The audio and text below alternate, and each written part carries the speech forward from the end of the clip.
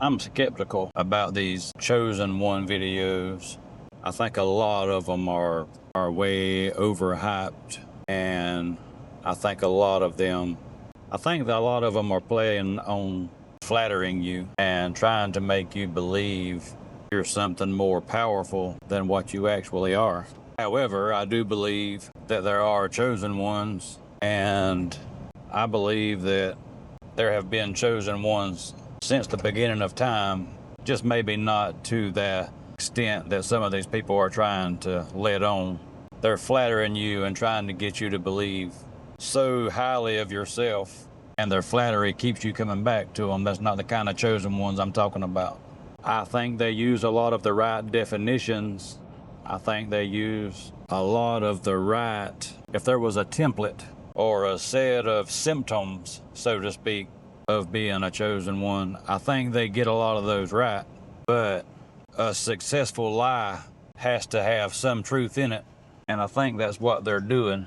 They're using that little bit of truth, something you can identify with that makes you actually special, but then they dial it up to make you into a superhero level of person. And I think that's a dangerous game. I think that's a dangerous road to go down. If you are chosen, or you just maybe better off just to say that you're different. Maybe your whole life you've been treated differently than everyone around you. And that can go all the way back to childhood, being the last one picked when playing childhood games. Maybe you had friends, but maybe all of your friends treated each other in a way differently than they all treated you. Maybe you were more tolerated than befriended, and maybe sometimes even your own friends, treated you badly. Maybe as a group, they treated you badly together. That can be one of the signs that there's something different about you that they're picking up on. Therefore, they treat you a little different. Maybe you were targeted as a child by people with bad intentions, and maybe it wasn't just one person, but maybe it was kind of a normal thing for people to target you and to feel like they could get away with saying or doing things to you, or trying to talk you into doing things that they would normally never do with another child. Maybe in relationships with women, if you're a man, maybe women felt like they could kind of treat you any way they wanted to instead of giving you respect. Maybe they felt like they wore the pants in the relationship. Perhaps in your career, maybe your bosses, if you've had several jobs like some of us, maybe your bosses overlooked you for promotions and raises and things like that. Even though you may have been one of the most productive employees they have, maybe they still felt okay with just not giving you that respect of recognizing your hard work, your punctuality, your being there, being dependable. Maybe they didn't feel like, in your case, that was worth anything. Maybe you had coworkers who were perfectly fine with taking credit for your work. Maybe you're the only one who ever went the extra mile to make sure that things were on the up and up, that things were clean and in order. That's on top of your regular job. I'm just talking about extra. Maybe you're the only one who was not above going in and cleaning the toilets and cleaning the sinks where everybody else washed their hands and left filth everywhere and peed all over the toilet, things like that. But yet, some of these co-workers would take credit for what you had done. And maybe you've caught them taking credit. Maybe you said something and maybe you didn't. You may not have, because if you're a special kind of person I'm talking about, maybe you let them steal that credit from you at the time because you didn't want confrontation, and maybe you didn't even want to just call them out as a liar to your boss man or whoever they were lying to about the work you had done. There's a lot of different signs that point to maybe you were chosen. And when I think of someone being chosen, I don't think of it as being a superhero type. I think when you're chosen to go through things that other people are fortunate enough to not to have to go through. And I think what you're chosen for is your testimony. And I know that sounds all religious and everything, but the key word in testimony is test. That's just my opinion. But I think you're tested from the beginning of your life so that whenever you get older, you actually have a testimony, even if you don't remember all of it, even if it's a testimony that you can't give. Some of this testimony you gave by living it, and some of this testimony you gave by the way you handled the things in which you were tested. And you may not have done well with all the tests, but that may also have been part of the test. The Bible says that Jesus healed a blind man, and the people around him asked, who sinned, his father or his mother, that caused him to be blind? And Jesus never said. He said that, paraphrasing, he said that he was born blind so that the world might see him healed through me. And I think a lot of your trials and tests that you've gone through are that same thing. Nothing you had done, but maybe you went through those things just so God could have the glory of bringing you through it. Maybe you got off into alcohol or drugs when you were young. Maybe you got addicted to drugs and was an alcoholic or a druggie, and you had to suffer through everything that goes along with that, along with the reputation that comes along with that. But if God delivered you from that, and you were strong enough, or he gave you the strength to accept the gift that he gave you, which was the breaking of your bondage, and you took it seriously enough that you never went back into the same thing like a dog returning to his vomit, then that's a testimony.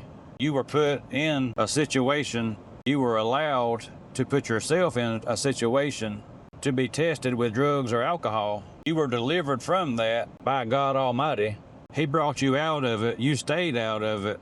He brought you through the test. And now you have a testimony if you're willing to say, it wasn't me. It was me that got myself into the mess, but it wasn't me who got myself out. There's the ticket right there. You can take credit for the fleshly part that you did because that's part of your fleshly temptations. But if you claim that you beat drugs or you beat alcohol, and if you're aware that you didn't do it on your own, you may be allowed to fall right back into that kind of thing and live the rest of your life like that.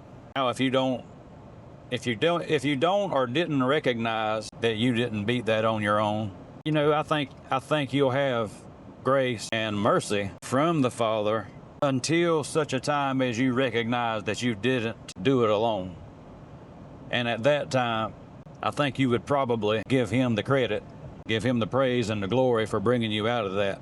But like I said, if you do recognize it and then you still try to claim you done it yourself, then I think you're playing a dangerous game right there. But I just wanted to say what I thought about the chosen one thing. There's a lot of different videos out there, and like I say, a lot of them I think are using the words chosen one or chosen one to use it as clickbait, and then a way to just keep drawing you back in to listen to them build you up. You don't need that. You don't need them to build you up. The building up comes from above. They can build you up in an honest way by helping you realize that there is a hand on your life, that you're not doing everything on your own, that you were chosen in a sense, like the prophet Jeremiah thought he was unworthy to be a prophet and to speak for God. And he was told, before you were made, put together in your mother's womb, I knew you and I set you apart. And I'm not saying you're a prophet. I'm not saying I'm a prophet. I'm not trying to go into any kind of thing like that. But I believe we were created in his image, and I believe he knew every one of us before we were knitted together in our mother's womb. Father, give me the words to speak, because I've just turned off and got distracted. Thank you for giving me those words to speak as long as I just did. And if I'm through for this session, let me know. But anyway, back to the point. if you notice some of the things I was talking about earlier about being different, about being treated different, about being treated like you were bad in spite of trying to be good, then there's a good possibility that you were chosen. And that was chosen, and I mean, so if you've never felt like you've ever fit in anywhere, even if you tried and you tried hard, maybe you tried too hard and that works against you also, but maybe not fitting in, and then some of the other things I talked about earlier were a sign that you were chosen, you have been chosen. And by chosen, I mean chosen to be tried and to be tested so that you might could give your testimony to other people who may be going through some of the same things that you've already been through in the past, and your testimony will help them along. I mean, it's easy to wonder why am I being treated this way? Why don't I ever get the respect I deserve for doing the things I do and for following the rules and trying to be a good person, to treat others the way I want to be treated, the golden rule? Why do I always seem to finish last or get the crappy end of the stick? Well, maybe now you know why. Maybe this helps you to understand it happened to you so that you can help somebody else who may be going through the same things. I never had anybody tell me that. I'm just figuring it out. And, you know, how much better would it have been if someone had noticed the things that I've gone through in my life, whether it be a parent or a grandparent, an aunt, an uncle, a preacher, a church member, a friend? How much better would it have been if they had recognized that and said, hey, I think I know what's going on here? That would have given me some insight and helped me to not only understand what was going on, but maybe even appreciate what was going on. It's like the Bible says, you're supposed to count it all joy when you're persecuted for the sake of Jesus, or Yeshua, his name in Hebrew. So maybe you can look at the things that you've gone through in your life as persecution, even if you didn't recognize it as being persecuted for the name of the Father or the Son. Maybe you just felt like you were just treated badly and didn't understand why. But there's a good chance that the reason why you were treated that way is because you were marked before you were ever even born. You were marked in some kind of way that can't be seen with the physical eye, but others who are not marked in the same way can recognize it. They can sense it on you. And I'm not going to go too far into that right now, but I honestly believe that wickedness in some people recognizes good in other people, and they cause those people who are influenced by wickedness to act out against you. That's a hard one right there to come to terms with, because some of these people are super nasty. I mean, a lot of them won't just take credit for things you've done. They'll do things and then put blame on you, knowing you've done nothing. They'll tell lies on you. They'll manipulate you. They'll manipulate others against you. It's a very strong power that they have in manipulating people. If you know anything about narcissism, then you know that a narcissist, a lot of them are master manipulators. Some of them may just be average, run-of-the-mill manipulators, but there are some master manipulators, and I have met some of them. It's hard to give them the credit of saying, well, it's not them, it's wickedness working through them. But thinking about it, we're not good. Good was placed in us somewhere in our spirit, but our flesh is not good. So do we have any more right to hate or despise them because of the wicked things they're doing to us, even though we don't deserve it? Because they're just as offended by the good that was placed in you, and you don't feel like it's right. I don't feel like it's right for them to hate me for trying to do right. Anyway, this has gone longer than I thought it would. I do want to say that I am not a perfect person. I do not claim to be a perfect person. I am way better than I used to be. Not because of me, but because of the Father and the Son. But I'm not perfect. I feel like Jeremiah, not in that I think I'm a prophet, but in that I don't feel worthy to be used, and I never have. I feel like the lowest of the low. And I think that may be something else that people can read on us. We recognize our failures and we recognize the bad that's in us and that's in our character. And I think maybe we wear that like a neon jacket, and other people see in us that we're judging ourselves, we're hard on ourselves, and maybe that's part of why they're hard on us too and treat us badly. But I'm not perfect.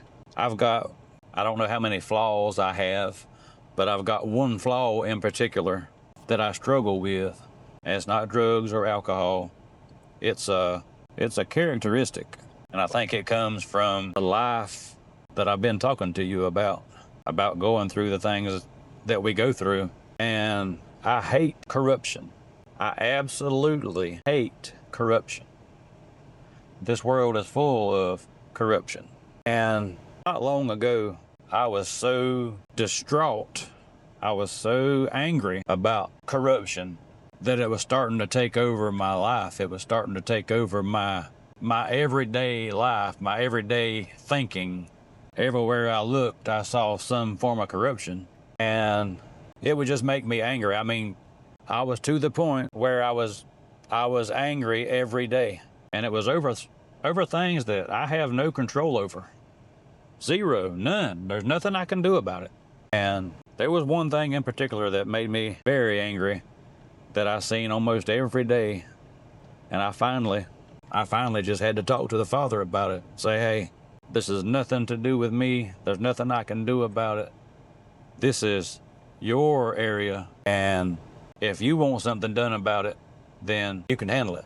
You don't need me running around mad every day, getting frustrated, and having people see me with a scowl on my face or ready to snap with a sharp comment over something that has nothing to do with these people either. But yeah, that's a way different problem than the problems he's brought me from throughout my life. And the fact that he lifted that one thing I'm talking about that was just so dominant on my mind every day or every time I saw it, he took that off of me. I've seen it many times, nearly every day since I gave it to him. And it's not made me angry one time since then. I don't particularly like it when I see it, but I don't have anything I don't get a tightness in my chest or a knot in my stomach when I see it anymore. I just see it and I'm like, look at there. So anyway, this has gone on, like I say, this has gone on way longer than I expected it to go on. I expected to make a little 5 or 10 minute video, and it seems like it may be slightly longer than that. I hope that this helps someone who's, why am I being treated this way? Why am I being tested? Or why don't I have friends like a lot of other people have? Maybe this will help you understand that it's possible it's nothing to do with you other than the fact he knew that you were strong enough to come through it, and you were humble enough to give him the glory for it after he brought you through it. And I hope you'll help somebody else out. If you recognize this in other people, maybe you can give them some insight that will help them understand the battle they're in